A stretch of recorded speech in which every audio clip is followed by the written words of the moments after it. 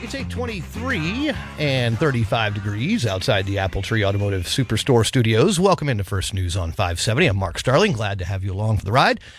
We are joined by our regular Monday 8:23 guest, Dr. Nathaniel Cogley from the Tarleton State University. He is head of Department in Government and Legal Studies. And good morning, Doc. How are you? Good morning, Mark. Doing all right. Excellent. That's what I like to hear. Swing states and swing votes. That's the topic of discussion this morning. So what direction are we headed here? Yeah, swing voters and swing states, and this is data is coming from engageus.com/swing voters, and they look at some very interesting combo voters. So they look at those Obama-Trump voters. So they have a group of 49 Obama-Trump voters, and these would be the swing voters that seem to pick the winner and what their opinions are right now. And then they also look at a smaller group of Romney-Clinton voters. Seems to be the swing voters that swing to the loser in each election. And when we look at their data over these two very interesting groups, and they're doing their studies in Wisconsin, Ohio, Iowa, Pennsylvania, Michigan, and Minnesota, 6 of the upcoming swing states. There's largely good news and some mixed news here. So those Obama-Trump voters seem to be pretty happy with President Trump. And of those 49 that voted for President Trump, 43 of them still support him and would still vote for him again. They like his work on the economy. They like his efforts to renegotiate trade deals. And they're largely pessimistic on this whole impeachment thing. They don't think it's a valid inquiry. That's a pretty significant percentage. Yeah, he's really holding that block of the Obama-Trump voters. He still has their support, and they're key to victory. On the bad news, he makes very little inroads on these Romney-Clinton voters, and it doesn't highlight it, but, Trump doesn't have a good relationship with Romney either, so these voters are double negative. He's only able to pick up one of those 17 going into this cycle. But I would say if they give some very interesting hypotheticals. So they say of this group, Trump won this group 49-17 last time, and they say if it was a Trump-Clinton rematch today, who would you vote for today? And he holds this group 44-22.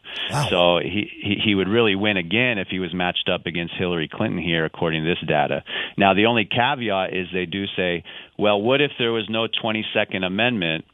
President Obama could run again, and it was a Trump-Obama matchup. And now you got to remember the key vote here is the Obama-Trump voters, and they're asking people to pick and choose which one do you like. And so he would barely lose this group 34-32. Now, the only reason that to be optimistic is they also poll on the current Democratic field. And the current Democratic field does not excite people. And these Obama-Trump voters are not attracted to all the Medicare for All, Green New Deal, or any particular candidate. So it would indicate, while maybe someone charismatic like former President Obama coming in would have a shot, it doesn't seem like the Democrats have anyone in that field that's attractive like former President Obama would be. So the New York Times Siena poll just came out about how Trump fares among likely voters, and they did Michigan, Pennsylvania, Wisconsin, Florida, Arizona, and North Carolina. And they just did it with Biden, Sanders, and Warren. With Trump against Biden, Michigan, Pennsylvania, Wisconsin, Florida, and Arizona favor Biden either +1 or +2. Trump wins in North Carolina +2. With Sanders, the only place that Sanders wins is Michigan with +3. Even in Wisconsin, and Trump is either +1, +2, or +4 for Arizona, North Carolina, Florida, and Pennsylvania. But this one I thought interesting. Elizabeth Warren, in a matchup of those states, the only one that she even scores even on is Arizona, and Trump wins by better than 2 points. 2 points or better in all of those states. I thought that was kind of interesting. The fact that, as much momentum as Warren has had over the last few weeks. Yeah, that's interesting, and that would be a very good sign for President Trump. Again, the data I'm looking at suggests Warren wouldn't be a good candidate. She's too far left. And the thing is, once you become that front runner, you come under a very negative spotlight. So Trump's had a negative spotlight on him since 2015, 4 years of negative spotlight, and we just don't see that yet for whoever the Democratic nominee is going to be to have that negative spotlight put upon them. So a lot of these poll numbers, how will you vote in a year?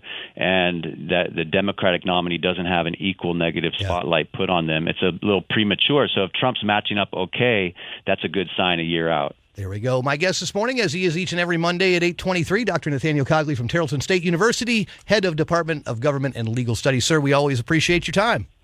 Thanks so much, Mark. Have a good Monday. You too. Take care.